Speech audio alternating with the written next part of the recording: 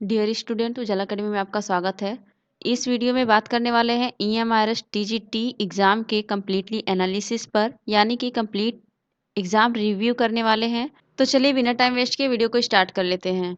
देखिए, पार्ट 1 में general awareness पूछा गया था, जिसके क्वेश्चन बहुत अच्छे लेवल के थे। तो चलिए देख लेते हैं सारे क्वेश्चंस के आंसर क्या होने वाले हैं। निम्नलिखित में से कौन सा भारत में एक स्थायी प्रशासक का उदाहरण है? पहला प्रश्न है ये। तो इसका राइट आंसर हो जाएगा ऑप्शन नंबर 2, लोक सेवक। लोक सेवक भारत में एक स्थायी प्रशासक का उदाहरण है, और बाकी सब लोग 5 साल के लिए बनते हैं, पर एक लोक सेवक है जो स्थायी प्रशासक होता है। ठीक है। आगे क्वेश्चन नंबर 2, व्यापार और उद्योग के क्षेत्र में वर्ष 2023 का पद्म भूषण पुरस्कार निम्नलिखित में से किस उद्योगपति को प्रदान किया गया? ये 2023 वाले क्वेश्चन थे, मैंने आपको बताया था कि पूछा जाएगा। तो देखिए आया भी है कि ऐसा कौन सा उद्योगपति है, ऐसे कौन है जो व्यापार और उद्योग के क्षेत्र में पद्म भूषण पाए अभी। तो इसका राइट आंसर हो जाएगा ऑप्शन नंबर पहला, कुमार मंगलम बिरला। आगे क्वेश्चन नंबर 3, लघु हिमालय और शिवालिक के बीच पड़ने वाली देशांतरिक घाटी क्या कहलाती है? तो उस घाटी को हम लोग कहते हैं दून। इसका राइट ऑप्शन हो जाएगा ऑप्शन नंबर 1। क्वेश्चन नंबर 3 का राइट आंसर हो जाएगा दून। आगे क्वेश्चन नंबर 4, ऐतिहासिक महत्व के स्थानों और संबंधित देशों के युग्मों में से कौन सा युग्म सही सुमेलित है? सही पूछा है इसमें। तो इसका राइट आंसर हो जाएगा ऑप्शन नंबर 3, रिवोनिया, दक्षिण अफ्रीका। आगे क्वेश्चन नंबर 5, आलमगीरनामा निम्नलिखित में से किस मुगल बादशाह के शासन का इतिहास है? तो इसका राइट आंसर हो जाएगा दूसरा, औरंगजेब। आगे क्वेश्चन नंबर 6, जब कोई चींटी किसी व्यक्ति को काटती है तो वह उसकी त्वचा के भीतर क्या डाल देती है? ऑप्शन दिए गए हैं जिंक कार्बोनेट, कैलामाइन घोल, formic acid, sodium hydrogen carbonate. इसका राइट आंसर हो जाएगा फार्मिक एसिड। ऑप्शन नंबर 3 यहाँ पर सही हो जाएगा। आगे क्वेश्चन नंबर 7, निम्नलिखित में से किस महिला हॉकी टीम ने टोर्नियो डेल सेंटेनारियो 2023 का खिताब जीता? क्वेश्चन नंबर 7 का राइट ऑप्शन हो जाएगा ऑप्शन नंबर 3, भारत। आगे क्वेश्चन नंबर 8, निम्नलिखित और अनिवार्य बाल अधिकार बाल शिक्षा का अधिकार अधिनियम 2009 के संबंध में निम्नलिखित कथनों में से कौन सा कथन सही है? हमें सही वाला कथन चुनना था इसमें से। तो इसका राइट ऑप्शन हो जाएगा ऑप्शन नंबर 2, इस अधिनियम के अनुसार किसी भी बालक को आयु के प्रमाण के अभाव में विद्यालय में प्रवेश देने से इनकार नहीं किया जा सकता है। आगे क्वेश्चन नंबर 9, भारतीय प्रौद्योगिकी संस्थान आईआईटी का भारत से बाहर पहला कैंपस किस देश में स्थापित किया जाएगा? तो वो देश है तंजानिया। इसका राइट ऑप्शन हो जाएगा ऑप्शन नंबर 1। आगे क्वेश्चन नंबर 10, भारत के आर्थिक सर्वेक्षण 2022-23 के अनुसार निम्नलिखित में से किस स्तर पर 2013-14 की तुलना में 21-22 में विद्यालयों में सकल नामांकन अनुपात में गिरावट देखी गई है? इसमें ऑप्शन दिया गया था प्राथमिक, उच्च प्राथमिक, माध्यमिक, और नीचे ऑप्शन बनाए गए थे। तो इसका राइट ऑप्शन हो जाएगा ऑप्शन नंबर 4, केवल ए, मतलब कि केवल प्राथमिक। पार्ट 2 में रीजनिंग एबिलिटी पूछी गई थी। इसके क्वेश्चन बहुत ही अच्छे थे, जैसा कि आप पेपर में देख ही सकते हैं। बाकी आप बताइएगा कि क्वेश्चन कैसे आए थे एग्जाम में, कमेंट में बताना मुझे मत भूलिएगा। रीजनिंग का पहला क्वेश्चन है, ए प्लस बी का अर्थ है ए बी का पिता है, ऐसे ऐसे करके पूछा है। आपको नीचे दिया गया है एस माइनस जी, तो इसको आपको ऊपर के हिसाब से मिलाना है और उसका आंसर देना है। इसमें क्या पूछा है, एसपी से संबंध किस प्रकार संबंधित है? तो इसका राइट ऑप्शन हो जाएगा ऑप्शन नंबर 1, माँ की माँ। कितना घुमा के क्वेश्चन पूछा है आप देख सकते हैं क्वेश्चन नंबर 12 को। तान्या, सोमवार से शुरू होने वाले सप्ताह के 7 अलग अलग दिनों तक 7 अलग अलग रंगों लाल, हरा, पीला, नीला, बैगनी, नारंगी और मुजेंटा रंग का टी शर्ट पहनती है। ठीक है। वह गुरुवार को हरे रंग का टी शर्ट पहनती है, वह शुक्रवार को पीले या बैंगनी रंग का टी शर्ट नहीं पहनती है, वह हरे रंग की टी शर्ट के बाद लाल रंग की टी शर्ट पहनती है, वह उन दिनों के बीच केवल बैंगनी रंग की टी शर्ट पहनती है जिस दिन वह नीली और मोजेंटा रंग की टी शर्ट पहनती है, वह पीले रंग की टी शर्ट के बाद नारंगी रंग की टी शर्ट पहनती है। तो इतना के बाद इसको आपको पढ़ना था और इसमें से आपको बताना था कि वह किस दिन नारंगी रंग की टी शर्ट पहनती है। फाइनली इसमें से यह पूछा गया था कि नारंगी कलर का टी शर्ट वह किस दिन पहनती है, वह कौन सा दिन था जिस दिन वह नारंगी कलर का टी शर्ट पहनती है। तो चलिए देख लेते हैं ऑप्शन क्या क्या दिया गया था इसमें। रविवार, शनिवार, बुधवार और मंगलवार। इसका राइट ऑप्शन हो जाएगा ऑप्शन नंबर 1, रविवार। रविवार को वह नारंगी कलर का टी शर्ट पहनती है। आगे क्वेश्चन नंबर 13 पूछा गया है, भैरव ने अपने घर से शुरुआत की और 50 मीटर पूर्व की ओर यात्रा की, फिर अपने दाहिनी ओर मुड़कर 150 मीटर की यात्रा की।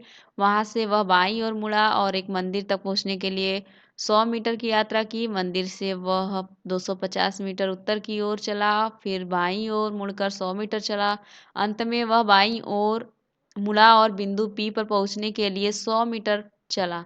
बिंदु पी से उसके घर की दिशा और न्यूनतम दूरी क्या है? बिंदु पी से, क्वेश्चन बहुत ध्यान से करिएगा इसको, बिंदु पी से पूछा था उसके घर की दिशा, न कि उसके घर से बिंदु पी की। तो इसका इसमें राइट आंसर है ऑप्शन नंबर 3, पश्चिम से 50 मीटर। आगे क्वेश्चन नंबर 14। 3 कथन दिए गए हैं जिनके बाद 2 निष्कर्ष 1 और 2 दिए गए हैं।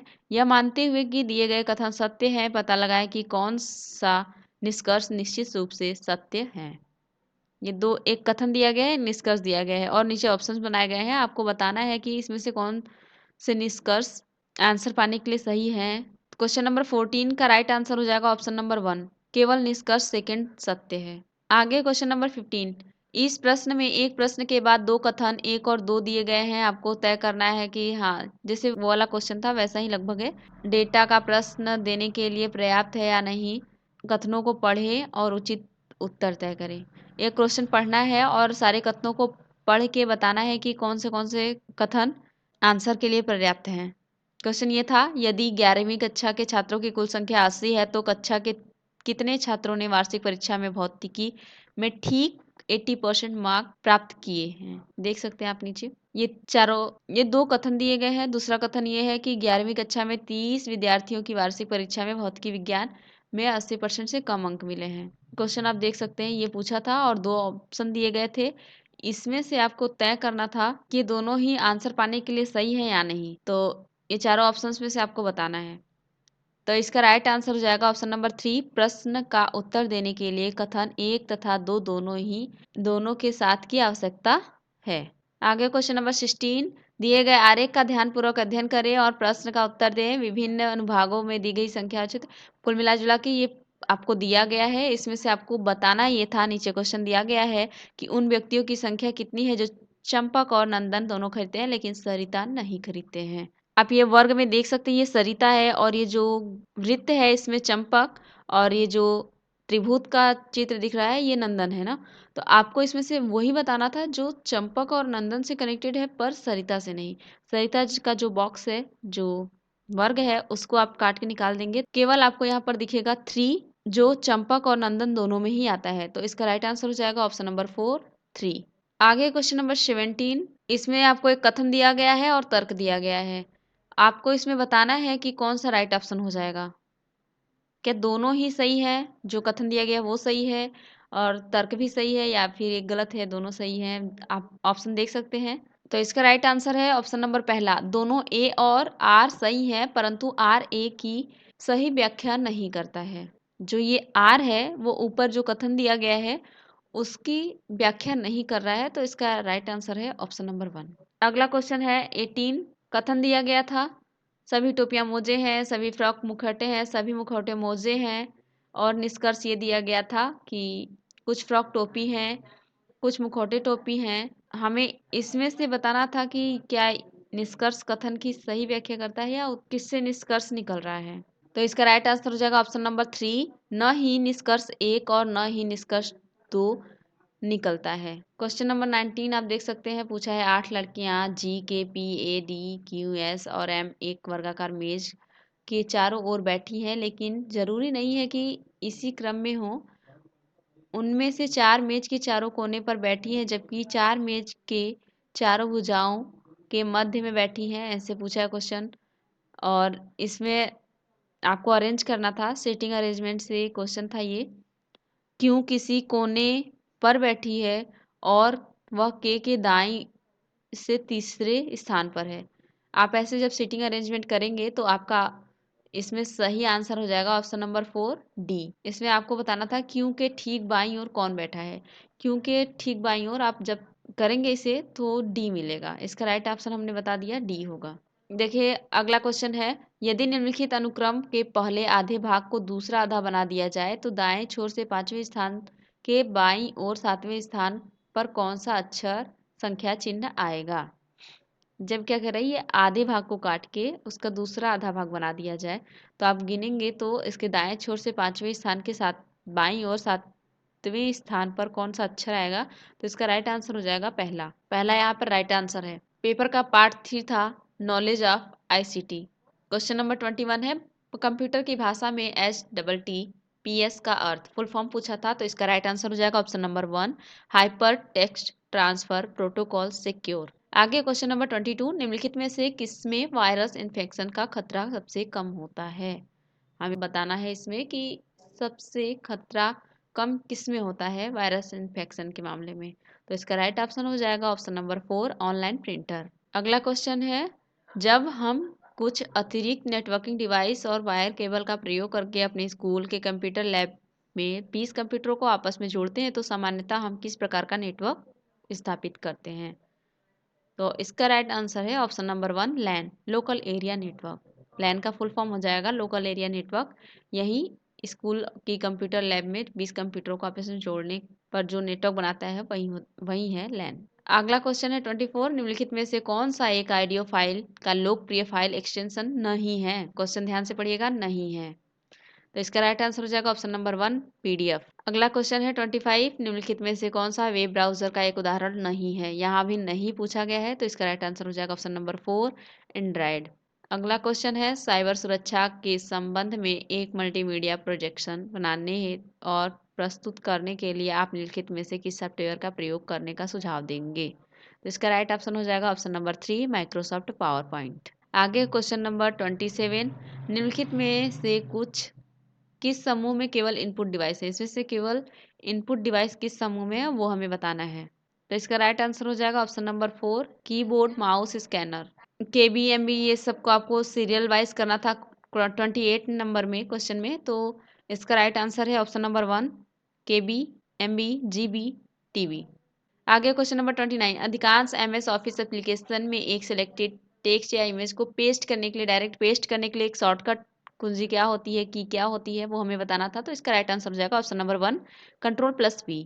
आगे question number 30, computer hardware device switch का एक उदाहरण है, तो वो हो जाएगा ऑप्शन नंबर 2, नेटवर्किंग डिवाइस। आगे जनरल हिंदी, इसमें से आपको जो 131 क्वेश्चन है उसको ये पैराग्राफ पढ़ के आंसर देना था।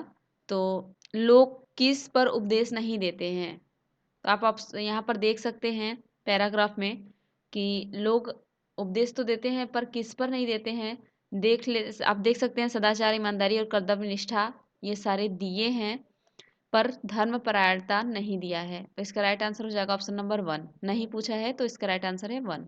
आगे देख सकते हैं आप क्वेश्चन नंबर 132, निम्नलिखित में क्या करना आसान नहीं है, तो इसका राइट आंसर हो जाएगा ऑप्शन नंबर 4, उपदेश पर अमल करना। पैराग्राफ को पढ़ के आंसर देना था, तो बहुत ईजी था ये। अगला क्वेश्चन है, बात का प्रभाव भाषण से अधिक कब पड़ता है, तो इसका राइट आंसर हो जाएगा ऑप्शन नंबर 2, जब आप उस पर अमल करके दिखाएं। अगला क्वेश्चन देख सकते हैं 134, विलोम शब्द के आधार पर असंगत युग्म बताना था इसमें हमें, तो विलोम शब्द आप जान सकते हैं। विलोम शब्द में ऐसा इसमें कौन सा है जिसका संगत सही नहीं है, युग्म सही नहीं है, तो इसका राइट आंसर हो जाएगा ऑप्शन नंबर 4, निंदा का प्रार्थना, इसका विलोम शब्द नहीं है। इसमें हमको बताना था समास नहीं है, तत्पुरुष समास नहीं है, तो जल पिपासु में तत्पुरुष समास नहीं है। ओके, आप आगे देख सकते हैं क्वेश्चन नंबर 137, निम्नलिखित में अशुद्ध शब्द है, इसका राइट आंसर हो जाएगा ऑप्शन नंबर 2। ये सब का सारे क्वेश्चन आप देख सकते हैं हिंदी के, बहुत अच्छे ही आए थे। ये लैंग्वेज का क्वेश्चन था जिसको आपको 10 में से 4 नंबर लाने ही लाने थे, वरना आप क्वालिफाई नहीं करोगे तो आपके जो आगे के पार्ट्स थे वो चेक ही नहीं किए जाएंगे। यानी कि लैंग्वेज में आपको हर पार्ट में से 4-4 नंबर लाने कंपल्सरी थे। अगर आप नहीं ला पाते हो तो आपका जो आगे का पार्ट था ICT, NEP, साइंस और जो जनरल अवेयरनेस थे, ये सारे पार्ट चेक ही नहीं किए जाएंगे अगर आप ये क्लियर नहीं करते हो। तो यहाँ भी आपको एक पैराग्राफ दिया गया था जिसमें से कुछ क्वेश्चन पूछे गए थे, उसका भी आंसर देना था, तो हम इसका आंसर बता देते हैं। इसमें 141 का आंसर हो जाएगा बहुब्रीहि समास है। इस 4 ऑप्शन में से कौन सा बहुब्रीहि समास है वो बताना था, तो इसका राइट आंसर हो जाएगा ऑप्शन नंबर 1। अगला क्वेश्चन है, निम्नलिखित में से भौरा का पर्यायवाची नहीं है, तो इसका राइट ऑप्शन हो जाएगा ऑप्शन नंबर 2, मनोभाव। अगला क्वेश्चन है 143, तो इसमें असंगत युग्म बताना है विलोम शब्द के अनुसार, तो इसका राइट ऑप्शन जाएगा ऑप्शन नंबर 4, आविर्भाव का प्रादुर्भाव। इधर देख सकते हैं 145 क्वेश्चन नंबर, इसका राइट ऑप्शन हो जाएगा आयोजक करने वाला का प्रायोजक। इधर आप क्वेश्चन देख सकते हैं, आपको पैराग्राफ पढ़ के आंसर देना था, तो इसका 147 का राइट आंसर हो जाएगा मौखिक भाषा, ऑप्शन नंबर 2 सही है यहाँ पर। और इधर दिया है 148 का भाषा का लिखित रूप विकसित हो जाता है तो सभ्यता और संस्कृति के विकास के द्वारा, ऑप्शन नंबर 3 राइट है यहाँ पर। इधर है 149 क्वेश्चन, निम्नलिखित में से किसमें मौखिक भाषा का उपयोग नहीं होता है, ऑप्शन नंबर 2 सही हो जाएगा लेखन। सारे क्वेश्चन पैराग्राफ को पढ़ के करने थे, कुछ क्वेश्चन केवल बाहर से थे। दोस्तों आई होप आपको ये वीडियो अच्छा लगा होगा, यदि ये वीडियो अच्छा लगा है तो अपने दोस्तों के साथ शेयर कर दें और वीडियो को लाइक भी कर दें।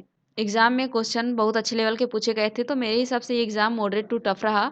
और आपके हिसाब से कैसा था कमेंट में बताना ना भूलें और अपना स्कोर मेरे साथ जरूर साझा करें। तो चलिए मिलते हैं नेक्स्ट वीडियो में, तब तक के लिए टाटा बाय बाय।